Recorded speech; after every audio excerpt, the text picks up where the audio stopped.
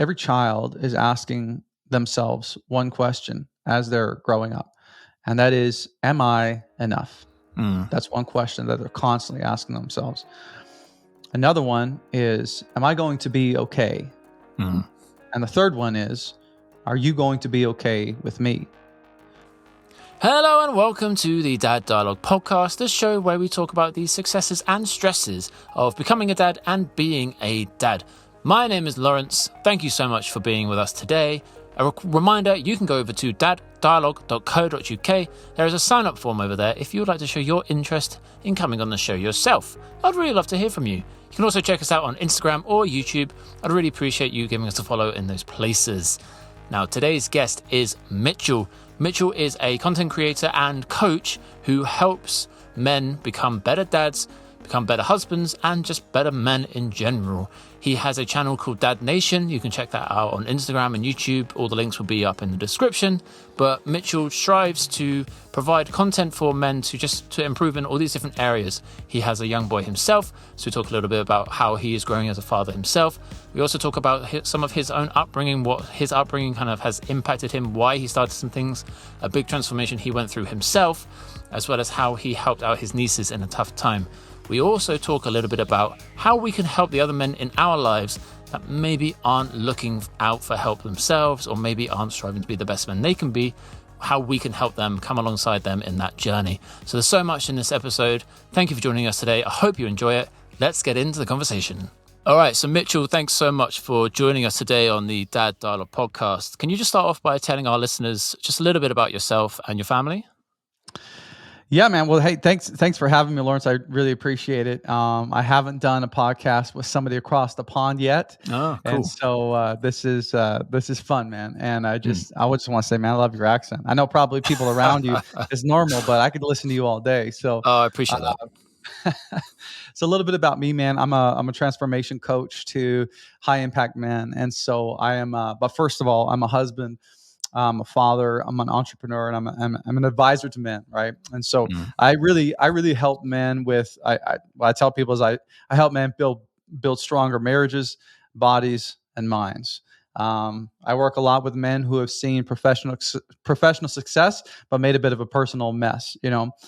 People who have been kind of winning in the boardroom or losing in the bedroom, sort of thing. And so I help them, take that tenacity and that drivenness that they see in work, and that success they see at work, and help them translate that into the home so that they can have a more fulfilled marriage, and be more invested and engaged with their kids, to be in better shape, and of course to have more confidence, have a stronger mind as well. So that's a little bit about what I do. I've been married for about 10 years, and I have a son named Jet, and I have a beautiful, goofy golden retriever named Cash. And so I tell people we're a family of one-syllable words. It's like Mitch, Sam, Jet, Cash.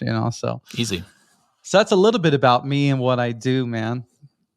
That's awesome. How old is your son? 10 months. 10 months. Wow. Yeah. So cool. I'm new, bro. I'm fresh into it. Coming up to the big moment, the big first birthday. Yeah. Well, you know what's funny, man? People are surprised to hear that, but and we may get into this in the show, but I although my biological son is only 10 months old, I've come from a past of trauma and just a lot of different things, drug and alcohol abuse, and so my older sister has 3 nieces, and all 3 of them have been with me at some point or another, lived with me, because of drugs, suicidal attempts, ideation, anxiety, all that kind of stuff. So me and my wife, though we didn't have kids, took our nieces in, all 3 of them at some point or another, and helped walk them through some pretty significant seasons of their lives. So, wow. So yeah, it's I'm new to parenting in the sense of like my son, but I've spent a lot of time with kids in the past. So, I mean, yeah, let's dive into that. I didn't know that about you. I mean, I've listened to a lot of your episodes of your show, and I haven't heard that one come up. So how do you kind of navigate that as you and your wife? Like, you have to have everything out in the open, certain boundaries, and then suddenly, because obviously when you become a father for the first time, you're given this newborn and then it grows and you kind of grow with it. But how do you kind of address that when like a a girl of a certain age is plopped on your lap and you're responsible, that you might not have had that experience before? What does that look like? Dude, you just step up and pray. You know what I mean? You figure it out. Mm, I have been so what was interesting about this was my childhood sort of prepared me mm, for helping these girls. And so you know, you've heard of the term generational curses, or you know, generational different things we get into, psychological repeats that we see mm. through generations. Well, when I grew up, you know, my two older sisters were 7 years older than me, 8 years older than me. My father was an alcoholic and really wasn't around very much. And when he was usually hungover. We really didn't have much of a relationship. He was a financial provider, but that was about how much he provided. I Mm. didn't ever really want to call him dad. I felt like he was more of an income source. Mm. And so my mom, on the flip side, was this faith-filled saint. She was dragging us to church, you know, Sunday, Tuesday, Thursday, Saturday. You know, I was the kid sleeping under the pew. And so my parents had this very different life, you know, Mm. kind of split apart, even though they were still together. My two older sisters, one of them grew up from the time she turned 14, 13, 14. She started getting into trouble with the law, and went you know, into juvie homes, stealing, grand theft auto, drugs, you name it. She Wow. ended up, yeah, man. She ended up, well, she's actually currently incarcerated. Oh, wow. And this is the girl that had Mm. my three nieces.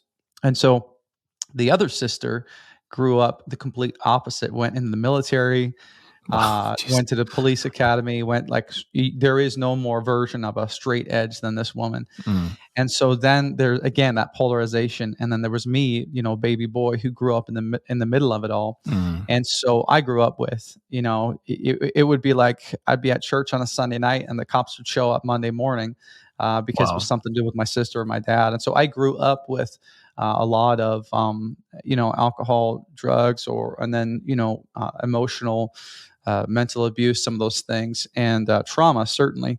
And and there's a lot more to it than that. Mm. But to make a long story a little bit shorter, I grew up sort of in that chaos and Mm. learned how to sort of thrive. And of course, I took my own issues from that I've worked through over the years, which actually bled into part of the passion behind Dad Nation. Mm. But anyway, that really helped me because I learned some of those coping mechanisms as I grew up. And then when I got married, I was faced with a lot of that, a lot of those demons that were pulled back up, you know, around my identity, my security, who I am as a man, as a father, as a husband.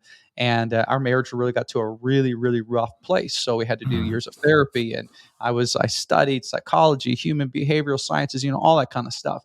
And so it's really funny how the Lord sort of prepares you when you don't know it or aren't expecting it. But you know, that was, you know, probably the last, well, I mean, it was my whole life really. Mm. But by the time my sister had their girls, and they got to be, you know, 14, 15, 16, I had quite a few years of understanding this now.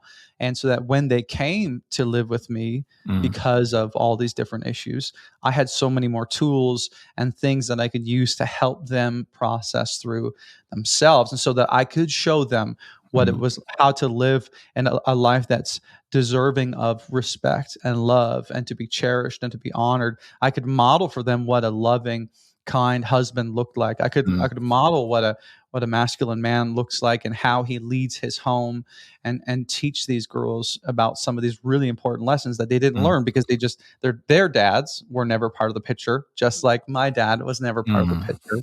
Taking this back to that generational cycle thing.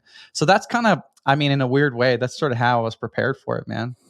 Dang, man, that's like that's big. And I think to take it back to your first answer of just like trust in the Lord and step up. And I often wonder, you hear stories kind of similar to this of people that maybe don't have faith in their life, and it's those sort of situations where I wonder, like, how do people kind of step up without that unwavering trust in something bigger than themselves? Because what you just explained is you're able to kind of explain to us how you felt prepared, but there's still 3 lives that you're like impacting at these different times. That's such a big deal, and it's amazing to hear that you're able to kind of like process all of that and provide such an important part of these girls' lives. I'm sure. Mm.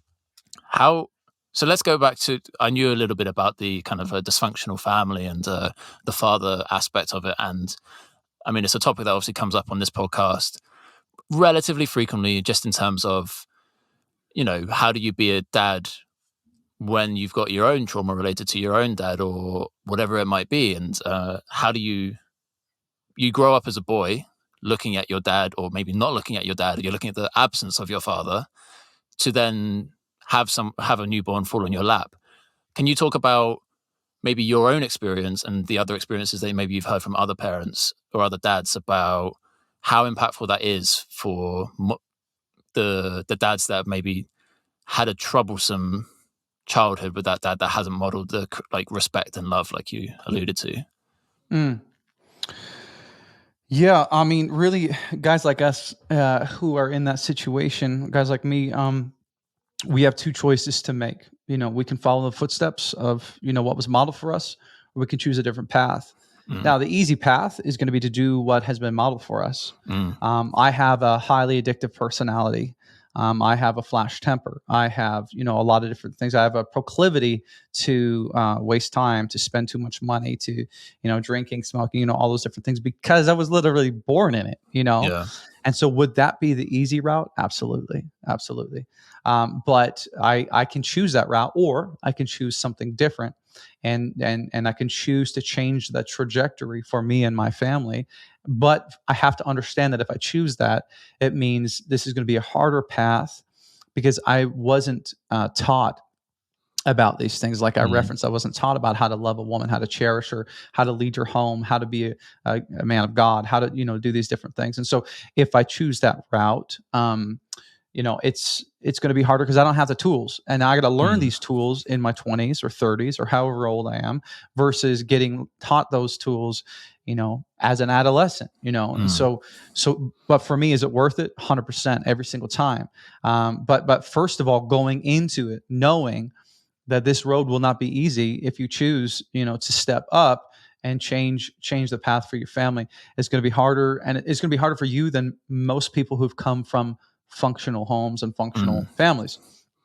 And so the second thing I would encourage men with is that every child is asking themselves one question as they're growing up, and that is, am I enough?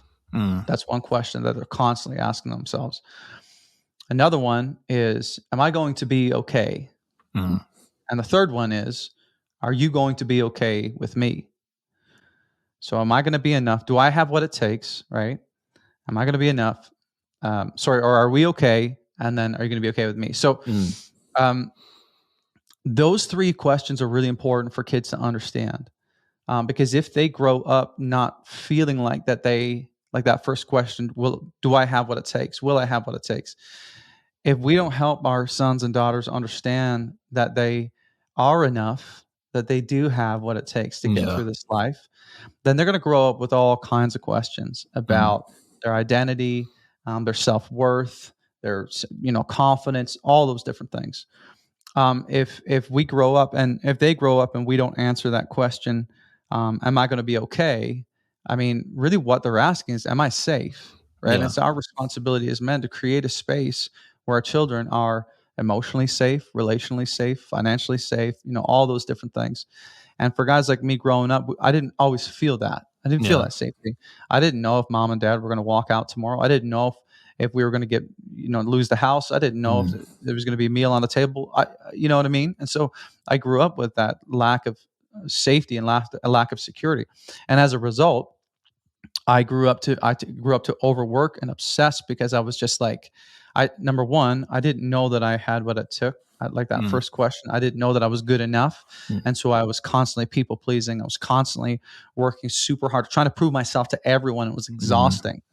Second, when growing up, I didn't always know that I was going to be okay, right? And so once I became a man and had a wife of my own and a home of my own, I began to overwork constantly because I was always grabbing and squirreling away because I was obsessed with this. So, well, what happens if the shoe drops or the Mm. hammer drops? What then? You know. And then the third one, are you going to be okay with me? And that really speaks to relational safety and knowing beyond a shadow of a doubt that your children are loved beyond measure, beyond something that they can even understand. That's going to be huge for them and to grow in their relationship with you as they grow up, because when they face hardships of their own, they need to know that they can come back no matter what happens, Yeah. that they're going to be okay with you. I've said this, and you've probably heard this. I've heard a lot of people say this, but I want to be the kind of dad that when my son makes a mistake, he doesn't say, "Oh crap, don't tell my dad." He's the kind of kid who says, "Oh crap, I got to go tell my dad." Yeah. You know what I mean? Definitely. I want my children to run to me, and I believe that if you answer those three questions well with your children, even though they weren't answered for you, Mm. if you do, you can totally change the trajectory of your children's lives and therefore your life, Yeah. and your family's life, right? That was a long answer, but I hope that maybe gave some insight. Yeah, for sure, man. No, that's awesome. I think what you're hitting the nail is that there's always going to be questions, and those three questions are kind of the start of it. But the kids are going to grow up with questions. They're going to be asking questions when they're 5, when they're 10, 15, 20, 25. And there's always going to be questions. Like, we still have questions as being dads now. And the thing is we want our kids to ask those questions to us. And then we maybe come alongside and say, oh, I don't know the answers to that, but, let's try and figure it out together, rather than having a question and then, trying to figure it out for themselves. And I think that's what we want to do as parents, is be raising those kids that are first of all looking to us, and then we can come alongside them and help them answer those questions together. Yeah, I mean, we're still asking those questions. Yeah. I have to wrestle with that. I'm 38 years old. I just turned 38, and I asked myself that question yesterday. Um, am I enough? Mm. You know, and do I have what it takes? Am I going to be okay? Mm. And I think we just got to understand and become comfortable with those questions, because it's the fact that you ask those questions is not a bad thing. It's how you Mm. respond to those questions is what's most important. Because I think we're always going to ask those questions, but in those moments, I have to say, yes, I am enough. Yes, Mm. I am safe. Right. My wife doesn't need perfection. My kids don't need perfection. They Mm. just need my attention and my affection. That's what they need.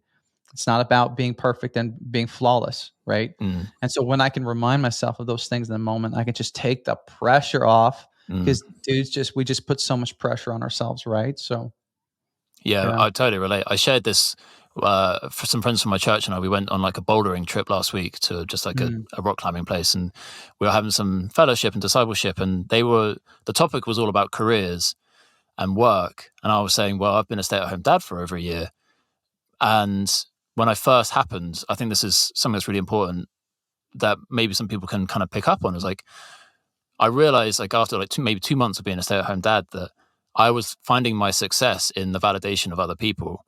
I was mhm, finding my success from people's feedback, or like I used to work in sales, and then I worked as a teacher for 4 years.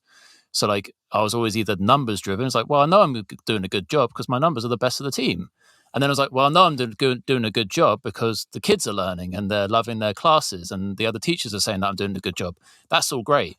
And then you go and start looking after an 8-month-old and a 2-year-old as you're, 7 a.m. to 7 p.m. And they don't pat the dad on the back. They don't say, "Oh, good job, dad. Like, that was a really nice meal." And so I was like looking for this validation, and like I almost got to the point of like saying to my wife, "I was like, can we have like a quarterly meeting, or like can you come up some KPIs for me? Can you tell me how I'm doing?" And she was just like, "If there was something wrong, if something needed to change, I would tell you. Like, that's what our marriage is based on: is honesty and openness. I come home at the mhm. end of the day and the boys are happy and they're safe and they're well fed. Like, nothing else is important. You need to understand that need to get your success and validation from like what you're doing, or from the Lord." So I totally agree that it's so important that we can be vulnerable and kind of, when those questions come up, approach them in a healthy way. Can I just add on to that? Yeah. Because I see this so much, man, with other men, and the thing is with men is we want to feel so, and we can maybe get into this, later on, but there's something about the masculine energy, right? Where versus feminine energy, but the masculine in its purest form, its purest essence, is driven by accomplishment, Mm. is driven by mission, is driven by success and achievement and all those different things, right? And that's why when you go to like a football party, or I guess you guys call football soccer, but whatever, when you go to a sports party, Yeah. all the guys are sitting around the TV because they're drawn to this mission, they're drawn to this high performance kind of thing, right? Mm. And the women, where are the women? They're usually sitting around, having a glass of wine, or making snacks or whatever, catching up, talking about life, because the feminine is really driven by relationship, by nurturing, by emotion, and that's Mm. great, and that's a beautiful thing. But as men, we, especially as predominantly more masculine men, we are driven by performance, we are driven by mission, and so that's why we struggle when we don't get validated. And so what Mm. happens when we don't find the validation we need is we look for it elsewhere, like in the workforce. And this is why it's a dangerous place as a husband, as a father, to be. You have to be careful about where you're looking for your validation, and where you're really, because your heart will flow to where you get that. Yeah. And so it's easy to go look for it in your work and in your colleagues, and then to really spin that down the road. It could be a female colleague that's giving you that extra attention, or complimenting you, giving you validation on how good you're doing at work. And that Mm. just becomes a slippery slope. So just to kind of tack on to what you were saying, how and where we find our validation as men is huge. And it's so important to find a safe space at home to have that conversation, and to create a space where you can have that conversation with your wife in a Mm. comfortable, non-judgmental way, and say, what does it look like for us to come alongside each other and validate and support one another, Mm. right? For sure. Yeah, no, I totally Mm. agree. And before we move on, I just wanted to pick up it was something you said really quickly about um, the generational kind of trauma or habits or whatever it might be. You kind of said something that I think is a really important thing to just highlight. You said, I either choose to follow or I choose to not. And it's a simple yes or no. Like, obviously, there's a lot of nuance and it's complicated to break some of those vices or break the kind of what we're used to. But I think when you're struggling with those sorts of things, it really is just that I either do this path or I do this path. And like this path will lead to other things and this path will lead to other things. So I just wanted to highlight that. I think that's quite a nice, really big thing to just remind people of sometimes. Hmm. Well, we're either moving forward or we're moving backward. Yeah. It's impossible. I think it was Jordan Peterson said in that 12 Rules for Life. It's impossible for us to be in stasis. Mm. And as a man, in your marriage, in your finances, in your relationship with your kids, your relationship with the Lord, and your physical fitness, and all these different ways, it's impossible to be in stasis. Every Mm. decision you make, you're making a decision that's pushing you toward your goals or away from your goals. You can, for example, when you're driving home from work, you can make the decision to go through the drive-through and grab some McDonald's, or you can make the decision to go to the gym, Mm. right? But either way, you're going one way or the other, Mm. And so as men, it is. And here's the thing: most people don't always think about it that way, and they don't always want to think about it that way. But at the end of the day, we have a choice in every single aspect of our lives, and so that's a simple framework I Mm. walk through with men. It's like, every decision you make, whether through all these different quadrants, what's the quality of those decisions? Are they moving you forward or backward? Every conversation with you you're with your wife, it's either making you closer to her Mm. or it's pulling you away from her, right? For sure. Yeah, that's so important. So you mentioned yourself as a transformation coach, and I just wanted to get into that with you a little bit. So can you share with us a little bit about your transformation? I know you alluded to a little bit with your marriage, and I know that there was a story of you losing a lot of weight. And can you just talk a little bit about that story? Yeah, man. I would love to. So let's pick up after I left off there, with Mm. growing up in that sort of dysfunctional upbringing. My wife grew up in a very healthy home, full of love, full Mm. of stability. And so we got married, and I wasn't aware of all of these different things. And so when we got married, um, it just hit the fan. The first 3 years of our marriage were very, very difficult. We had very different family of origins, Mm. so her understanding of how a man should respond to her understanding of how a man should love her and how he, does things was very Mm. different, because her dad is loving and kind and soft and gentle, and I was like a rhino, dude, and I was aggressive, I was assertive, I was, Mm. you know what I mean? And so even that is one example Mm. of several that just we were just so different. How we approached conflict, how we approached communication, everything was so different. But we were the class. We were the classic, like, oh, she likes music, I like music. She's a Christian, I'm a Christian. We're perfect together, so let's get married. you know. And so it was about 3 years in, man. I was like, I was working 3 part-time jobs trying to make ends meet. We were, like, broke, Mm. and, we were fighting a ton, and I remember there was one day actually, there was several days like this. I was driving home from work, I was doing a labor job, I was exhausted, and I was just sitting in the car, and I was just I was trying to get the courage to walk into the house, but I knew what was on the other end of the door. When I would Mm. open that door, I knew a fight was about to happen. And so I remember sitting in the car just praying and just trying to like muster up the courage. And I read my old journal entries of like questioning God, like, why would you, how could this be your will? How Mm. could this be what you wanted for me?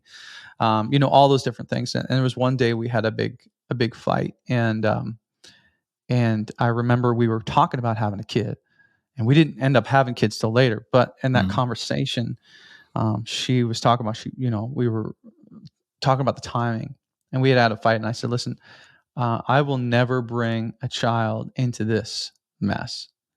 I refuse to try and create life and raise Mm. them into this. And of course, now I'm projecting my own fears about my future from my past, Mm. what the environment I grew up into. And so that was this moment of like, and we had said, if this doesn't change, like something needs to change or this is Mm. over. So right around that time, again, I was a part-time pastor as well at that Mm. time. And I was singing at this funeral. And this happened often because I was working at a large church, and there was lots of funerals happening. And so I came, and the person who the service was for was this highly successful philanthropic gentleman, just well known in the city. Mm. And so the pastor in the funeral had said, he was talking about the life that this man had lived, and he said, "Are you living a life worth imitating? Are you living a life that others would look to and say, I want to be, I want to live like that?" Basically, what's the Mm. legacy you're leaving? Yeah. Wow. And I was side stage, man. And we were at that time, we were like 100 grand in debt. I was about 50 pounds overweight. Our marriage was like, I swear, man, we were like one fight away from a divorce. And all I could think in that moment was, nobody would want to imitate this life. If I Mm. died tomorrow and it was me in that casket, nobody would look up to the casket and say, I want the marriage that he had. I want the body he had. I want the bank account he had. I want, none of Mm. that."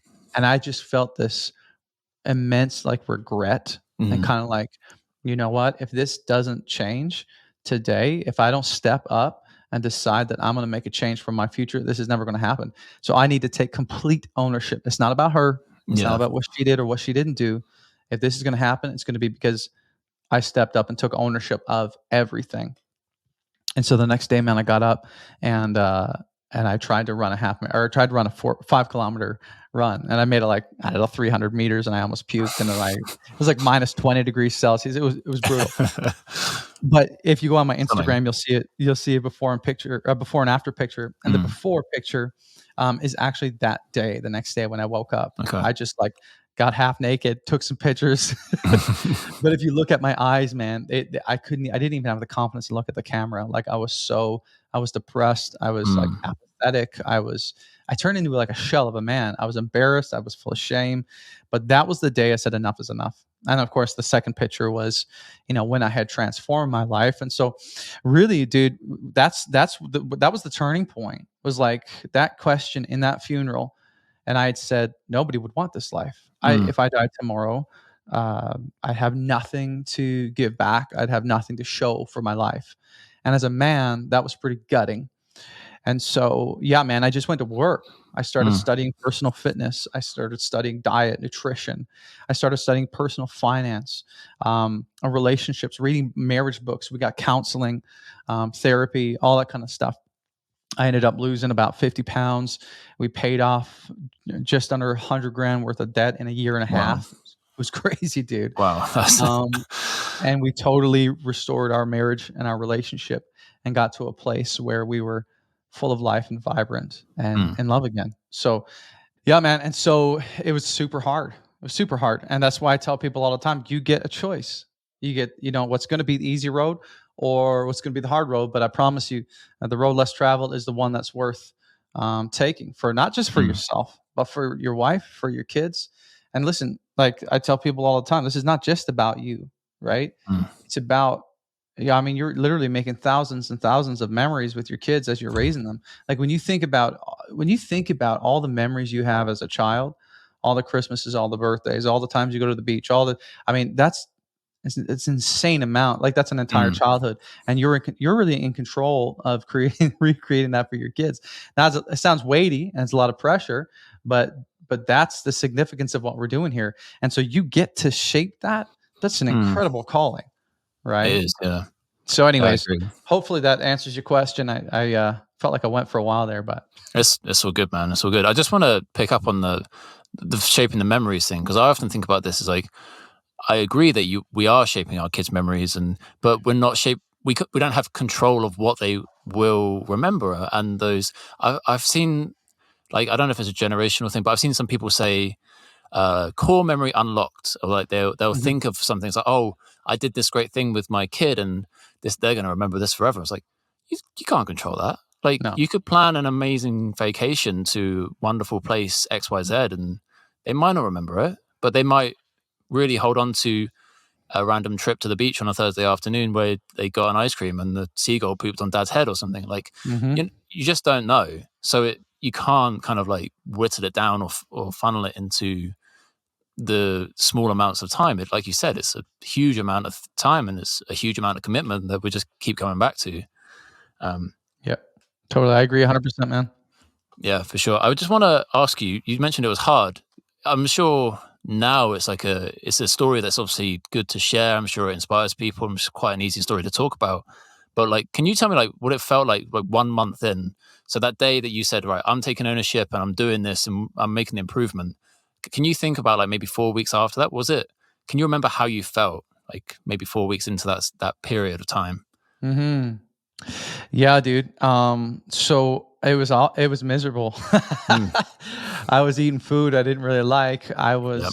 Again, it was in the winter. We couldn't afford like, a gym membership and stuff. So I was running outside. It was I mean, it was in the middle of the winter. I was running with a balaclava on. I was toques, you name it. And it was super tough. And then going to Mm, therapy, you know, uh, facing those demons, scrounging every cent you had and just mm, saving it, paying off debt, right? Like nothing frilly, there was no mm. bells and whistles in our life, man. It was beans and rice, as Dave Ramsey says. And that's that we did his plan, right? I was like, we're all Right. in. But a few things that did help. There were some things that really helped along the way, and there's three things I would say. It was accountability, right? Mm, I was changing my inputs, and it was tracking success, right? And I'll break mm, those three things down for you.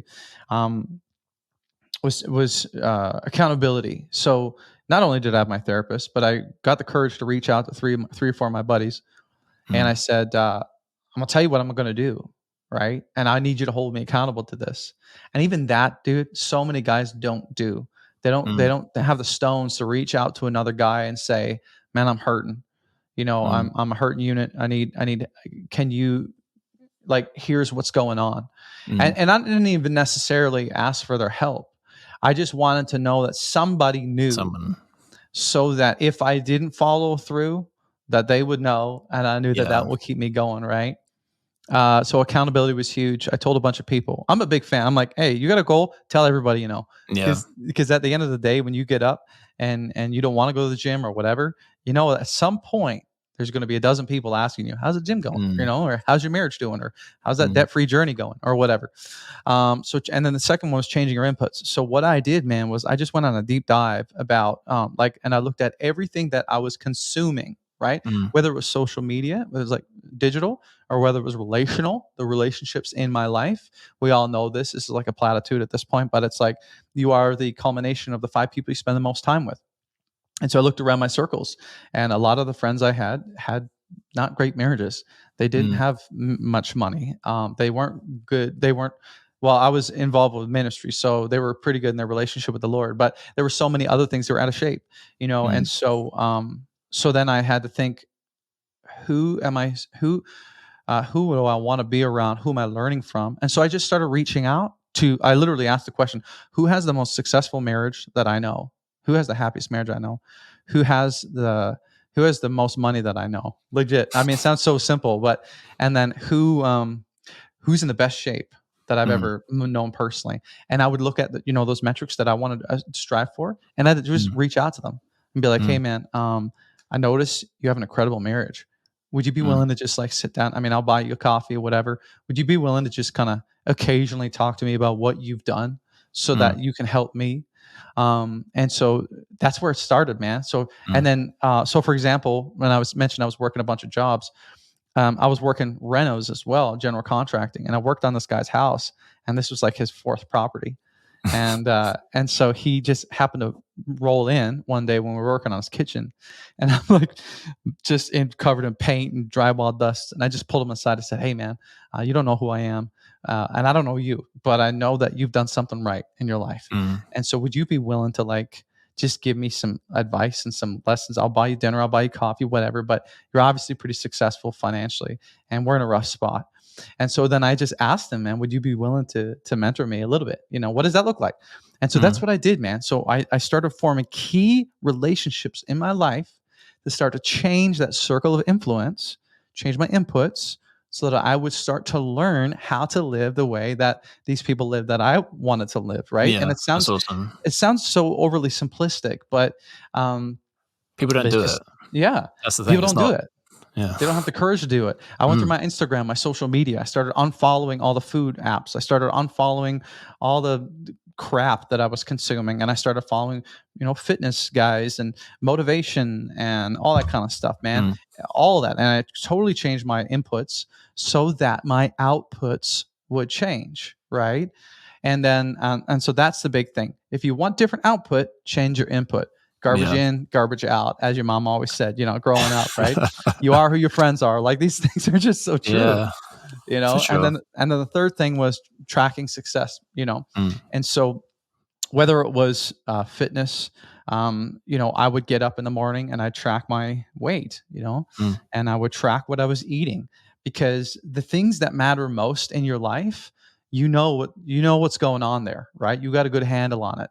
You don't just have an incredible marriage by not asking yourself questions about it and Mm. tracking things. You don't, in business, a successful business has to look at the finances. They have to look at the KPIs, Mm. things where areas you want to see success, you have to measure those steps, right? And so whether it was weighing in, and being intentional about the calories, or financially, it was we had like a legit, like we bought these poster boards and we created big debt thermometers, and then we Mm. would every month, however much money we paid towards the debt, we'd have a big fat red Sharpie and we'd color it in, right? And we had it in the office, and so we would just track it and we would celebrate, and Mm. that way that kept us on track, right? Because I knew, because I didn't go to Starbucks, and I was pissed off because I didn't get to have that coffee.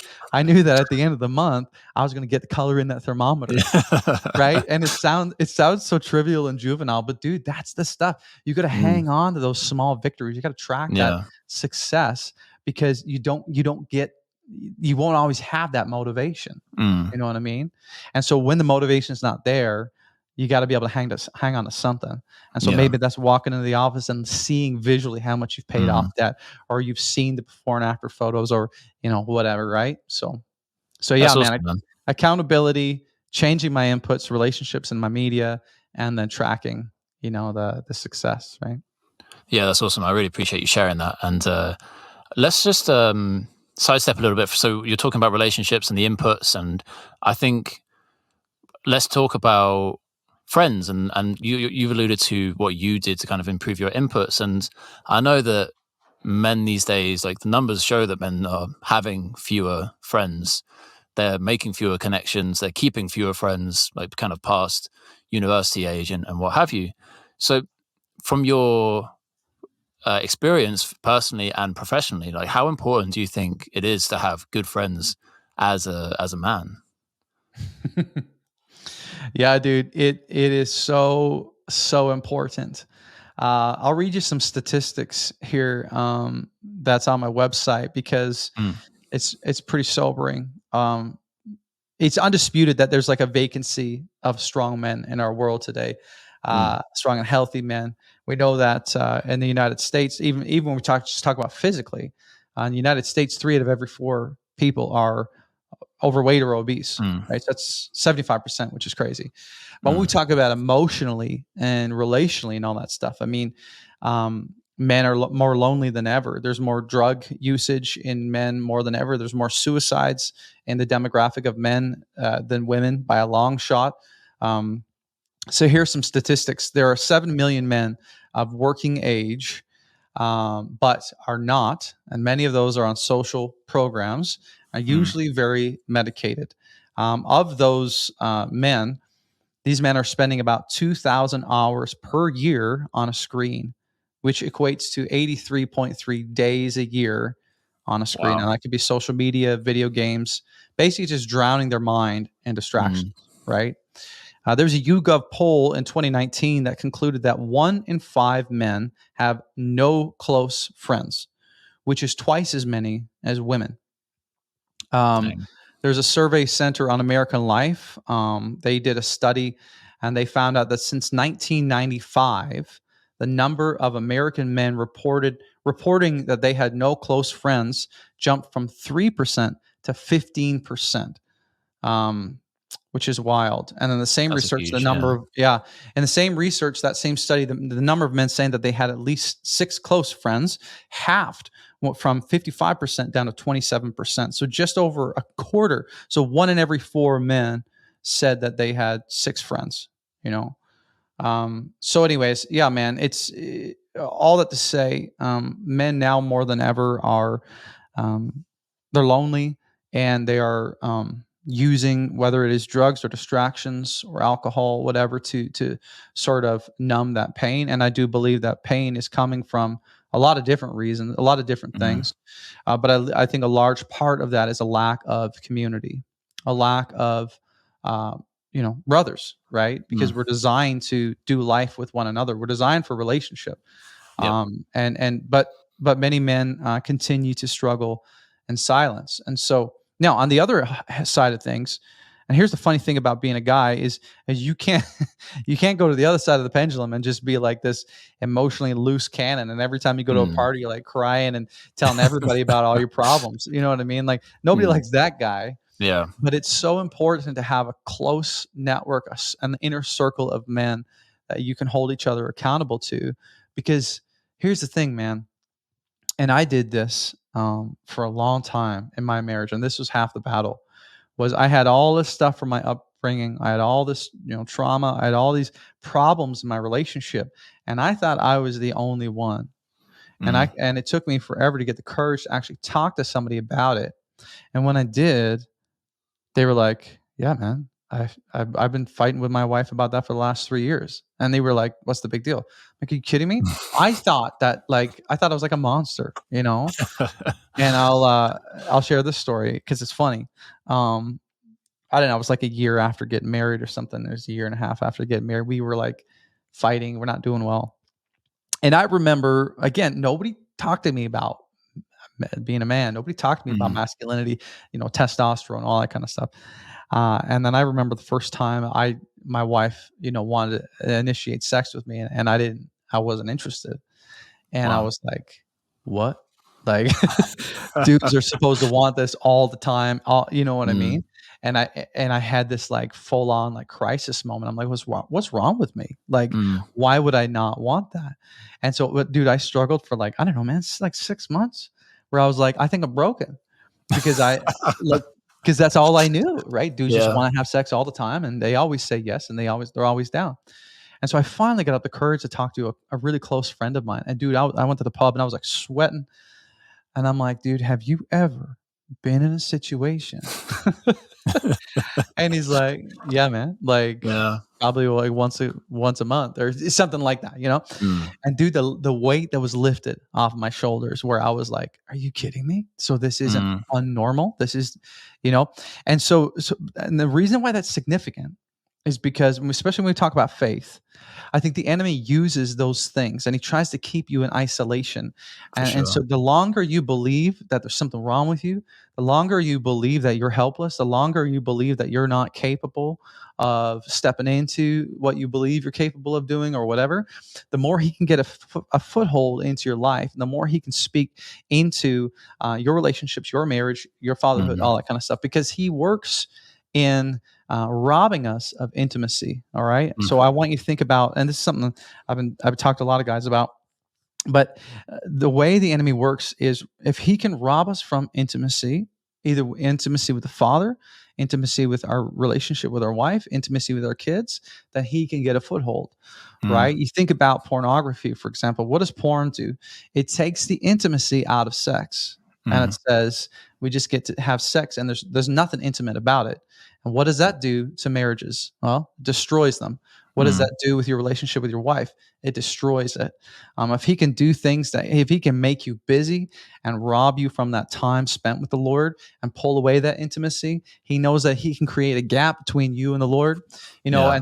And so the reason why it's so important to have brothers around you is so that you can talk about these struggles that Mm. you have, and so that you can normalize some of these things, and that you can be accountable to them, and that they can help you live a life that's worthy of imitation, Yeah. that where God is calling you to, right? But as long as you live in isolation, man, that's like the devil's playground, dude. Yep. And I'm convinced of it. So For that's sure. another reason why I think it's so important to have like a core group of guys that like a wolf pack, you know, you can do Yeah, life. man.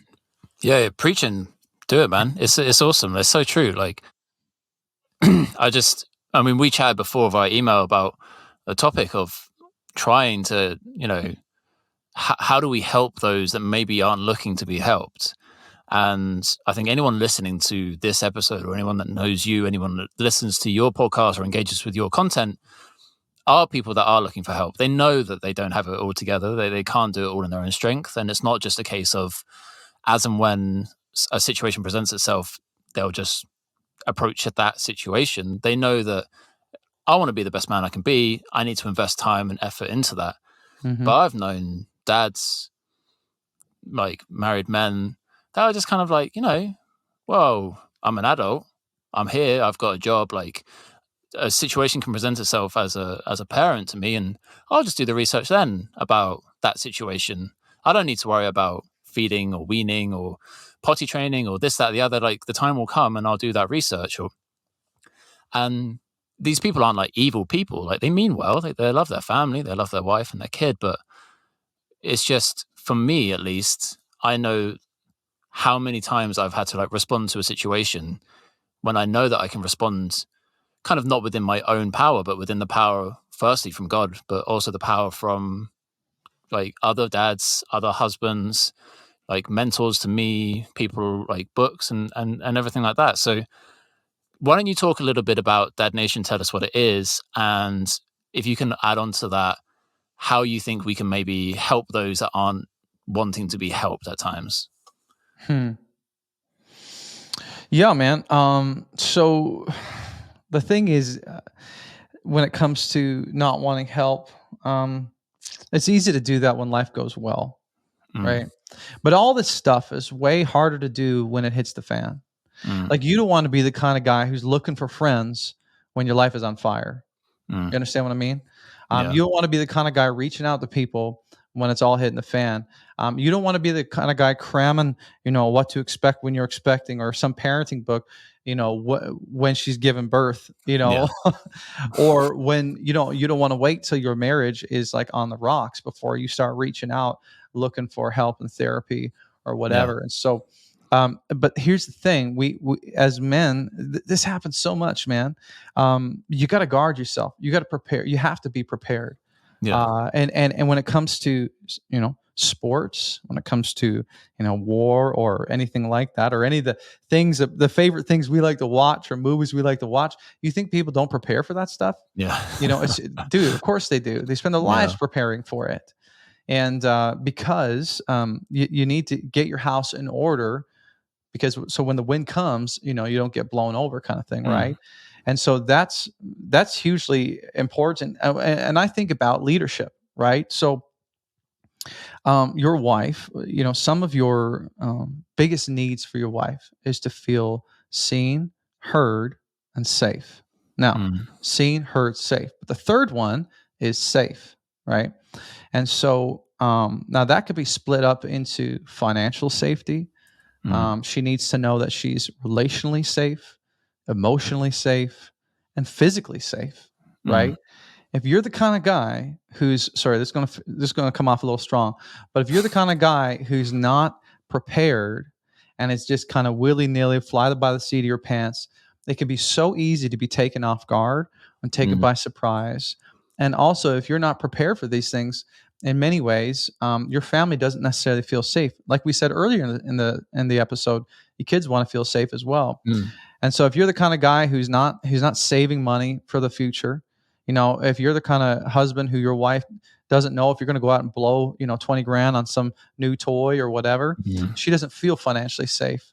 If you haven't taken the intentionality to plan, to prepare, to protect, if you're the kind of guy who blows your top every time you get in a fight because you haven't done the work and invested into your mind and your emotions, she Mm. doesn't feel like she's emotionally safe because because you're such a loose cannon, right? Mm. Because you can't keep it cool. If you're the kind of guy who doesn't exercise self control and have accountability in place for social media and internet usage and all those different things, and your wife is afraid that she doesn't know when you're going to come home, telling her that you're going to leave her for another woman because you've been Mm. chatting with some girl over the DMs, or you have this OnlyFans account, or you've been hanging out with this girl at work or whatever. She needs to feel relationally safe. And there's things that you need to do to sort of build up that relationship to Mm. prepare. And same thing with your kids, right? And it's our actions. Our actions speak so much louder than our words. And so, what are you doing in your life? What action are you taking to prepare yourself for these things? Because when the storms come, that's not when you want to start learning, right? You've got Mm. to be prepared. You got to have your house in order in all these different ways, and so that's why I think it's so important, as a man, as a father, as a husband, to be invested and to be prepared and to be always learning and always Mm. growing. And from a spiritual perspective, we're called Yeah. to be. If we were called to be leaders in the workforce, we need to be leaders in the home first, Yeah. right? And any great leader that you put your trust in, you put your hope in, is someone who is prepared, someone who is intellectual, someone who is all in, and Mm. is not going to get taken off guard. And what happens when a leader? We've all been in a situation where a leader goes from being proactive to reactive, Mm. and things are falling apart. You just lose trust in that leader. And so, if we're called to be leaders in our home first, I mean, let's forget about Dad Nation and forget about what the world says we should do. Just look to the Word. I mean, we're called Mm. to be leaders of our home, and these are things that great leaders do. Does that make sense? Yeah. Yeah. Yeah. Totally. I don't know. Totally, man. Yeah, so that's some of my thoughts about it. And when it comes to the Dad Nation, that's really what we're about, man. Is Yeah. calling men up, setting the standard, calling them up to a higher way of living, and then holding them accountable to it for the sake of the generation. It's not just me, but it's my wife, my kids, and the generations to come, so that Mm. these statistics that we're talking about, the suicide rates, the drug usage, all that kind of depression, all that stuff, we can do our due diligence, and we can do our best to put a little dent in our side of the world, so to speak, right? Yeah. And help, and that's the mission, man.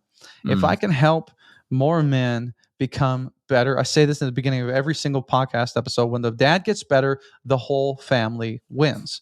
right? You Agreed. set your entire family on a much better trajectory.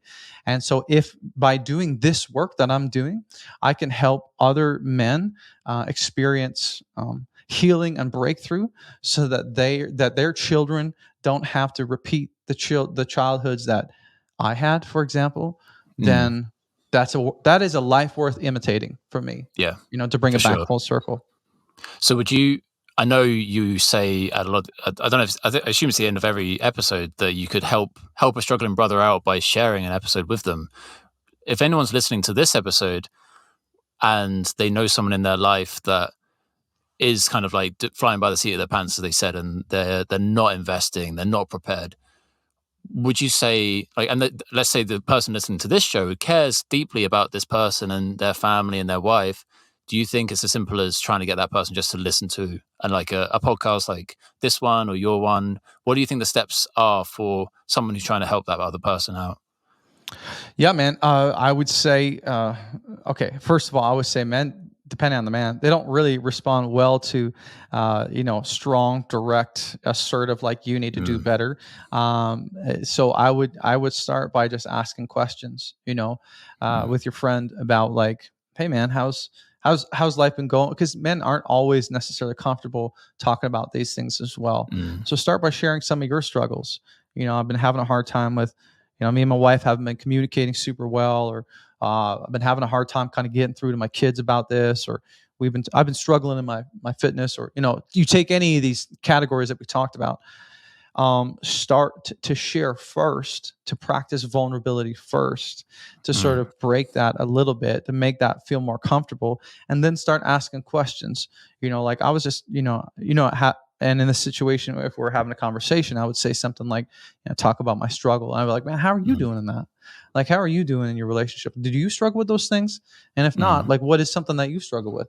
Yada, yada, yada. Break the ice, have the conversation, warm them up, so to speak, and be like, hey, man, I heard about this podcast, the Dad Dialogue, or the Dad Nation, or heard about this free course, or these resources. mm, I've actually been listening to it, and it's been super helpful for me. What do you think, man?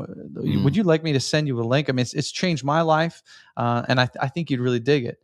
mm. Or you could even be like, hey, man, if you're feeling the same way, then let's just like hit a podcast together. Like, you listen to it, and we'll grab a beer after work, and we'll Mm. just chat through what we learned. Yeah, Or like, we'll walk through it's this free awesome. resource together, or we'll, whatever, right? And just invite them to go on the journey with you, if you Yeah. want, right? That's how I would approach it. That's how I have Mm. approached it in the past with my friends, for sure. Yeah, I think that's a challenge for people that are listening to podcasts like this and yours and the people that are investing in that time, is that unfortunately not everyone is, and we've got to be on the lookout for people that maybe do need a bit of help. It's like, I'm not saying that everyone is going to be transformed by a podcast. It might be different for different people. Like, they did need different content for whomever, but I do think that we as men who are investing into ourselves and try and be prepared, we can offer that little bit of ourselves to come alongside the friends that we have said of how important it is to have. Hmm. Um, we've jumped around a lot. I mean, we could talk about this stuff for ages, I think, but I just want to try and bring it back to you as a dad. That's the kind of the focus of our show. So we normally talk about successes and stresses of becoming a dad and being a dad. Which one would you want to tackle first? What do you think's been your biggest success? What do you think's been your biggest stress of becoming a dad? Um, I think, man, we'll start with the stress. I'll Mm. save the good news for last. Um, I think the stress has been navigating the dynamic shift in the home, with, like, in Mm, my marriage, and with my son, um, and thinking through that. So how can I best? So my wife is on mat mm, leave, mm, and I've been working. And so, mm, how do I best support her? How do I best communicate well with her? How do I support her in the journey that she's experiencing? She has, gone through hormonal changes, mm, obviously, identity shifts, you name it. And Jet is a sweet boy. He's so good. He's a bright light in our home. But as a husband and a father, how do I support this boy and my wife the best way I know how? Um, because again, we approach things very differently, and men Mm, generally do. We want to fix. We want to rush in with a solution. We want to rush in with a process or how to mm, optimize and how to be more strategic, and so for me, it's just constantly shutting that down, and even just with my son too. It's like, wait a minute, you're not intentionally pushing my buttons. You can't do that, right? You actually yeah, cognitively yeah, don't have the ability to be malicious right now. yeah, You're just a baby, and you're just trying to yeah, make sense of the world. That's all you're doing. And mm, so the struggle has been like, certainly knowing how to um, really support emotionally, my son mm, and my wife, but also control myself emotionally mm, as well. To be like, and one of the things that I say to men often is it's our responsibility to be the lowest heartbeat in the room. mm, And so when I come home, um, I know that my wife has probably had a crazy day with him, or maybe she's, stressed out, or some other things where he's been, maybe whatever, right? Things that aren't going yeah, well. I know that the best thing I can do is come in and offer calm. mm, And I can take him on a little walk. I can get him out. mm, And I can just be a lower heart rate in the room, and immediately, dude, if I show up that way, it mm, just like calms him down, it calms her down. And sometimes that's just it. I don't have to say anything. I don't have to provide solutions. I just mm, have to show up and be a calm presence, to be a rock for them. yeah, And that's tough to do sometimes, man, because mm, I'm like a high capacity dude who's constant looking to optimize and strategize, right? yeah, And that just doesn't work in this yeah, context, right? So that's been sure. one probably what probably been the biggest challenge for me, Mm. for sure. And would you say kind of coming to that realization of being the lowest heartbeat, would you say that's been one of your biggest successes as a dad then, or would you say it's something else? Yeah, dude. Actually, yeah. Now that you say that, I think that's probably it. Mm, We have, I would say, being the lowest heart rate, and then of course, when we went into having our first kid, I went into this with Dad Nation kind of starting up and talking to mm, guys about this and getting a lot of insight from mentors and other guys, and then of course with my experience with bringing my nieces in mm. and having teenagers around the house, who were very high needs with anxiety and addiction and all that stuff. Yeah. I kind of knew what it would feel like to have sort of that personal space invaded, Yeah. in many different ways. And so, but I was still, so I was on high alert of like watching out for those things, watching out for like a drop of intimacy, in Mm, our relationship, and being like, okay, how are we being intentional in these areas, and how are we being extra intentional about our mm, communication, because emotions are high and we have less time, we have all, so I think a success, going into that, and now looking back over the past year, has been just maintaining a healthy marriage, maintaining, emotional, physical, spiritual intimacy with my wife and all those different things. mm, Because it has been going back to intentionality and mm, preparedness. It's because of that. mm. For sure, man. That's awesome. And before I ask my final question, which has just come up, there's been we've spoken about faith and journeys. There's been something on my mind. Like I've been praying into a certain situation in my own life in relation to having a temper and being the thermostat and the lowest tempo in the room. So something that I've been really reading over and over again is, I just want to read a verse for us. It's James 1:19, where he says, "Know this, my beloved brothers, let every person be quick to hear, slow to speak, and slow to anger." And like when I look back on when I had my kids at different stages, and like the communication with my wife, I sometimes really struggle with that because I wasn't quick to hear. I was always quick to suggest, quick to do, quick to implement, quick to give a system, a solution, like you said.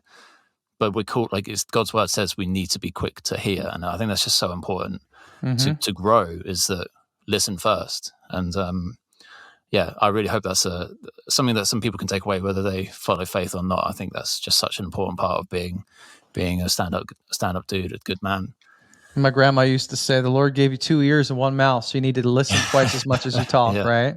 for sure, man. Um, but yeah, I think just to tag on to that, dude. My wife used to say early on in marriage, she would say, "You aren't seeking to understand; you're seeking to Mm, be understood." mm, And that used to drive her crazy because she'd be like, "I want you to come to me and try to understand first before you seek to be understood." And mm. that was a big learning curve for me too, man, for sure. Awesome, man. Well, I really appreciate your time with us today. The final question we tend to do for all guests is to try and think back to maybe a month or two before your son was born, so about 11 months ago, 12 months ago. What does Mitchell back then, so one piece of advice, if you could give your past self for the arrival of your newborn son, what's that piece of advice you think he needed to hear before he came along? Um, I would say comparison is the robber of joy. Mm, Comparison is the robber of joy. And if you start comparing anything to other people, you're going to lose your joy real fast. And yeah. so, and I'm talking like everything to how fast your baby is picking up solids or Mm, crawling compared to the guy down the road, or mm, how when we talk about how often you're being physically intimate with your wife versus mm. your buddies. When you talk about comparing, how you're doing at work versus your colleagues who don't have a kid at home, Yeah. all those different things, dude. Yeah. It's huge, and that was huge for me, because the second you start looking outward rather than inward, Mm, you start getting into problems. I'll give you one quick exercise that I think is really helpful for new dads. It was really mm, helpful for me, and it's called the life exercise or the life report card. And the thing is we were growing up in the school system where you're always shooting for A's in everything you do. A in math, A in science, A in gym, A in whatever. And the goal is to get an A in everything. That's mm, not real life for our adulthood. mm. It is impossible to get an A plus in everything you do. Yep. And when the more things come in, when you get married, when you get a home, when you get kids, you have to you have to be okay and being intentional about maybe not being an A plus in a certain area. And Mm, in fact, so what I do is I talk to guys about this life card or this life report card, and mm, we write down all the most important parts of your life: fatherhood, husbandship, all those different things, your fitness, your finances.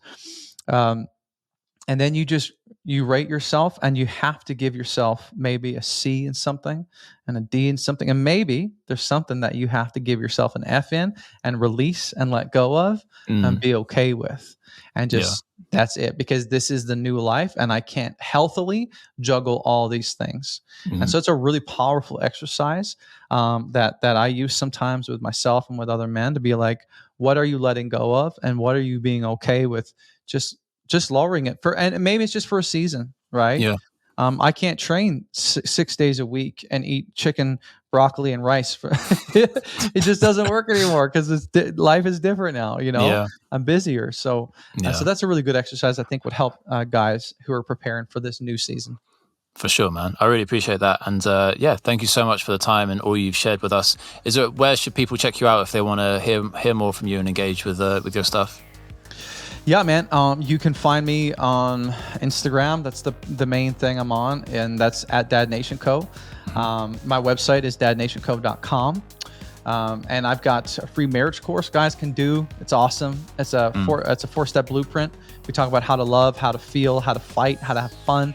So we get mm. into the big heavy hitters in our marriage. And then there's on the website, there's a bunch of other free resources as well, like PDFs and stuff that you can take away, exercises you can do with your wife. Tons of great stuff, man. But so check out the website for that and hit me up on Instagram. Like I said in the beginning of the episode, I do a lot of coaching with men as well, right? Yeah. Transformational coaching. So if that's something that you would enjoy, then I'm happy to chat about that as well. Awesome, man. Yeah, we'll put all the links in the description, of course. And Mitchell, yeah, really appreciate your time and all you shared with us today. Thank you, brother. It was great to be on the show. I appreciate the invite, and let's do it again sometime. Yeah, man, for sure. Thanks so much.